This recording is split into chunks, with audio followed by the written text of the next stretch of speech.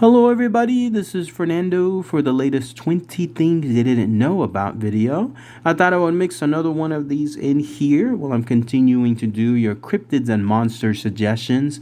This one having to do with a subject matter that's been recommended before. I just haven't touched upon it yet because I had considered it more on the lines of an all-star. But that's the neat thing about this series. It's a great way to feature items that normally wouldn't share, let's say, on an individual video, but also feature many things, many facts, many trivia associated with it, little trinkets of info that I find here and there. So definitely a good way for me to showcase it here. In this case, it has to do with the Bloody Mary. So yes, those of you that have suggested in the past, I think some have even asked about putting it on Halloween and so on. I thought this would be a fantastic way to talk about 20 interesting things associated with that urban legend. So without further ado, let's go ahead and let's share those here. Those will be, again, in no particular order, and I'll give my thoughts and opinions on it afterward. Let me know what you guys think about the items too in your own comments. So number one is this. While this legend varies, the most universal trait associated with the Bloody Mary is that she, of course, appears in front of a mirror when her name is chanted repeatedly. There's various versions about this too. I mean, it could be 3 times, it could be 5. 13 is apparently another popular number. It even varies on what time of day. There's apparently either in the nighttime, midnight, 3 o'clock. You could even do it apparently any time of the day as well. And then also even the number of people varies. So you could do it by yourself, or sometimes it requires multitude of people, like another witness and so on. Even the location, as far as it being like in the bathroom mirror or doing it within your bedroom or maybe even in the living room. Apparently, there's just so many variations, and that's essentially all based on either locality or whatever is being shared between people. You know that game where people share one thing to another person, that person shares one thing to another, and by the time it passes like 50 people, it's completely different than what it originated with. Number 2 is this. This was interesting to find out. In earlier times, the version or the legend of Bloody Mary actually started with, if you could call it that, good intentions. This was apparently a being that would show up in a mirror, usually for a woman, and that would feature that woman's future's husband's face. So the idea was, if a young woman wanted to have something done that'll showcase to her, hey, this will be your future husband, this was the ritual that was done. Also, during that earlier time, it was a little bit different. Instead of, let's say, doing it in front of a mirror inside the bedroom or inside the bathroom, this version was done by walking up a flight of stairs backwards, and then you were holding a hand mirror. And so that way, again, the future husband's face would feature there. Number 3 is this. In other versions of earlier times, she was also considered very bad, but in a different way. This was more along the lines of her showing up as a grim reaper, meaning if she did show up, sometimes with like a skull face or another horror-filled face, this would tell the user that they would die soon. If she did not show up, then that means they were good, that they were all cool and nothing bad was going to happen to them. Traditionally, too, if she showed up, and again, indication that they would die soon, it would be before they would actually marry. Number 4 is this. At least in today's time, this ritual is done as a form of catoptromancy. This is a form of using the mirror as divination. So it's using this mirror as a way to summon Bloody Mary for a specific cause. So all those other versions I was mentioning earlier, however long they were being done before, it's all morphed into this catoptromancy, so that way you could specifically bring up Bloody Mary anytime you want to, and it's for one specific purpose, whatever that purpose is that you're holding it. You know, now in these cases, today's, it's about getting a scare. Number 5, in today's times, the ritual, if you do it, and I'm going to mention this in between all these other items here, I don't recommend any of this stuff, like in terms of summoning things. I've had people ask me to do such stuff on YouTube channels, and I have people ask me to talk about certain videos where it's specific ways to do so. I don't do that stuff because I consider it more of a risk. I think that this stuff can happen, so just FYI, you don't want to bring something that accidentally can't be put back. But if you go by the ritual today, it's supposed to summon an evil entity. It's usually a woman covered in blood, hence the name associated with Bloody Mary, or in some cases, it's an evil looking ghost, something that is, again, just horrific to look at. And this is something now that apparently sees you, you see it, it sees you, and then it can begin interacting with you as well.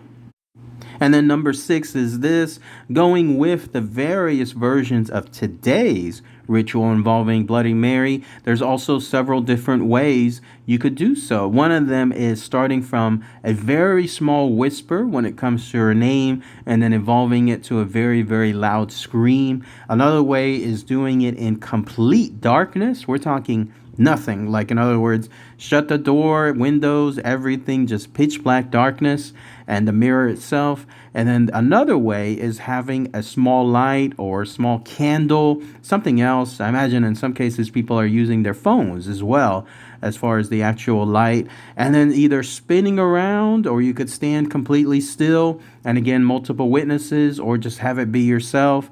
That's, again, the various versions in today's period when it comes to summoning Bloody Mary. Number 7 is this. When she does appear, various versions of her happen. I was talking about that a little bit earlier, just about the interactions.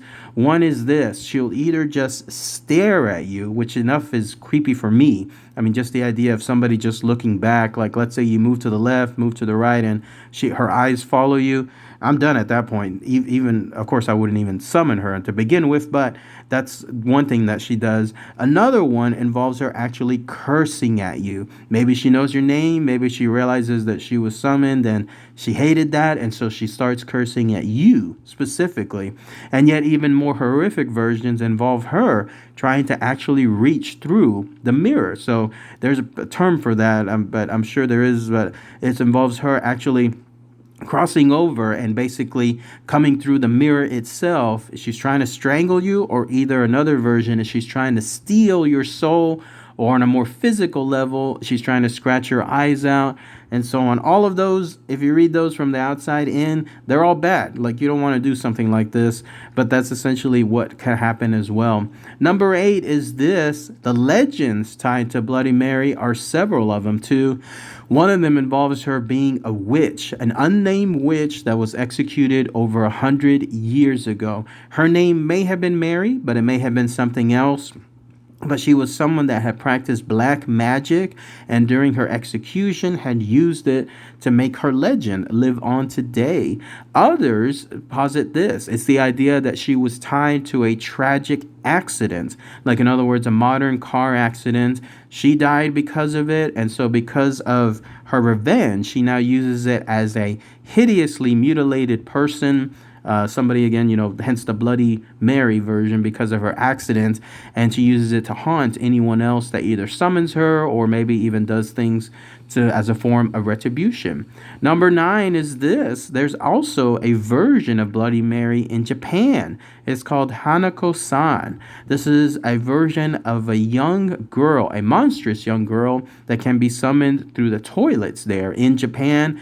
If you say her name 3 times while being within a school restroom, usually also on the 3rd floor, and then that's when she could or could not appear. Either way, though, it's bad news. She's someone that apparently also attacks people, so you don't want to have that version there too. By the way, the toilets in Japan are a little bit different than the ones here in the Western world. They're much larger, and they're pretty much associated on the floor, because I was wondering like how that happens. How does Bloody Mary come out of a toilet? But looking at what you see here, it gives you an idea, essentially. Number 10 is this. There are other names associated with Bloody Mary. These include Hail Mary, also Mary Worth, which is another version of a name associated with her, like a physical name, like a real name. In other words, there's also Black Agnes, there's Bloody Bones, there's Mary Wales, and so on. quite possibly, though, the worst thing you can do when it comes to summoning her, like if you really, really, really wanted to make her mad, was say the words, "I believe in Mary Worth." If you do that, this not only causes her to appear the most, but also gives the worst version of her. I have no idea why, but that's apparently one thing that you do not want to do, and because that brings about the most evil one yet.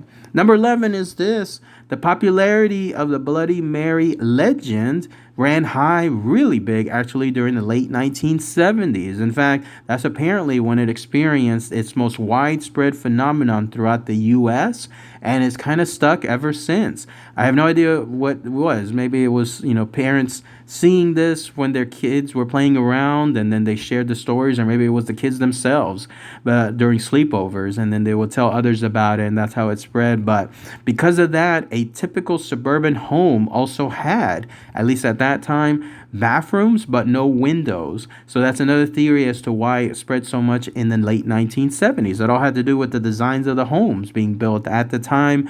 I guess kids saw it as a perfect way during a sleepover again to be able to do this urban legend.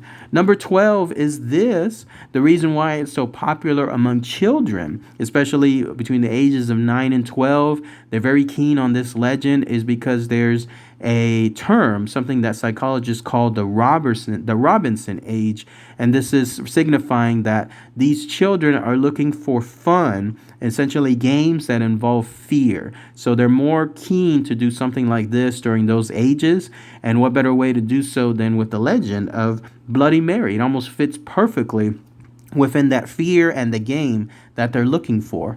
Number 13 is this. The idea of Bloody Mary and divination and mirrors might have actually come from a time when mirrors held a more prominent stance within homes. I've kind of covered this one time on a community post. So back then, whenever someone died, they were actually laid out in coffins in the front area of the home. In fact, I believe that's why the term the living room comes from, because even though someone was dead, they were laid out in the coffin, the rest of the people were living, like in other words, other family members. They were paying tribute to this deceased person, and hence that's where it became known as the living room. But part of that involved mirrors too. These people that just died, the idea was their souls were still around that location. And so to prevent those souls from being trapped within mirrors, at least within the household, all of them were covered up. So the idea again of Bloody Mary and summoning her on a mirror might come from this type of divination involving the deceased and what could have happened to those ghosts and so on. Number 14 is this. There are actually some real-world explanations associated with the legend. For example, if you're within any dimly lit room and you just happen to have a mirror in front of you, eventually your mind starts playing games. That's because there's very little light and your eyes are straining to see anything. That's just the way your mind works. And so there's almost like a form of hallucinations that start appearing. These type of hallucinations can actually be pretty freaky. And again, these are natural hallucinations. They include faces melting, faces appearing and then also disappearing, and then also, once again, faces either rotating, like spinning type stuff, or also becoming heavily distorted. And yet in other versions, animals can appear too. This is apparently called dissociative identity effect. It all ties in again into having a dimly lit room and your eyes basically playing tricks on you. Number 15 is this. Other real-world phenomenons include something called Troxler's fading. This involves actually focusing on something, like dead set your eyes on something in the center of whatever you're looking at. And so because of it, it causes the surrounding areas around your eyes, whatever, again, you're not focusing on, to disappear and reappear. This is real. You could practice this today with some of the images you see online. Just type in Troxler's fading, and it's pretty neat. You can actually see stuff appear and reappear, disappear, reappear. And again, that's tied into the legend of Bloody Mary, potentially. Number 16 is this. Some of the real-world historical women that have been attributed to the Bloody Mary legend are as follows. I already talked about that nameless witch who may have been called Mary or may not, but these are some of the other ones. Mary the First of England was a former queen of England. She apparently had a very bloodthirsty reign as a tyrant. That was her description. Like, that was what people described her as. It was really bad, too, because she ended up killing hundreds of people, mainly Protestants. She would accuse them of things. She would burn them at the stake.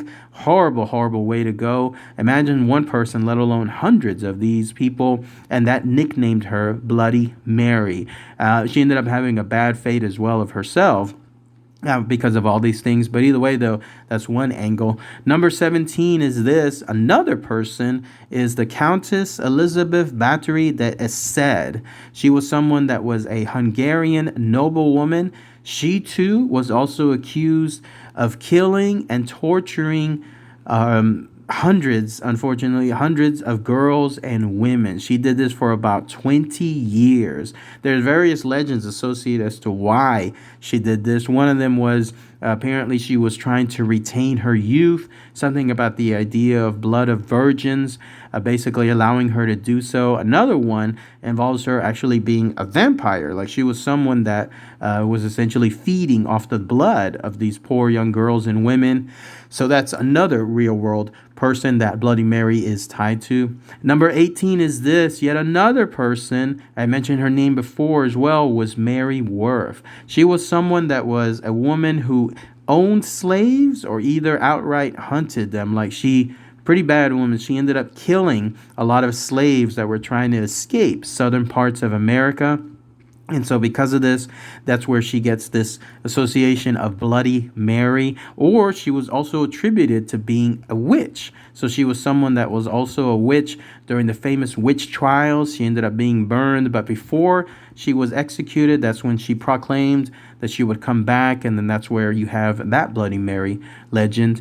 Number 19 is this. The popularity of Bloody Mary knows no ends. There's still, to this day, multiple movies, multiple TV shows, and then other forms of entertainment, all dedicated to her. There's a horror movie, for example, called Urban Legends Bloody Mary. There's another movie that's called Bloody Mary as well. There's a Universal Studios, their famous Halloween Horror Nights.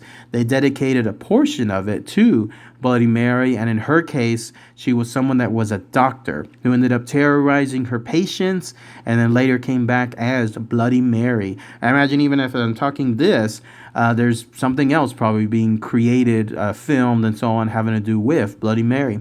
And finally, number 20 is this.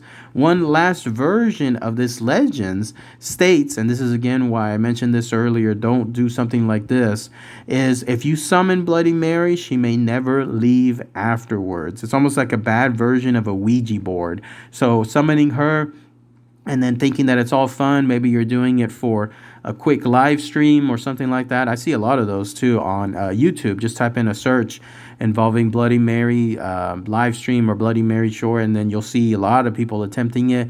She may never go back. She may be there stuck in your home forever. So do as you please, but again, be cautious when it comes to this. All right, everybody, that's pretty much it. Let me know what your thoughts and comments are with regards to 20 things you didn't know about Bloody Mary, and see if I missed anything else that stands out. All right, everybody, thanks again as always. Take care.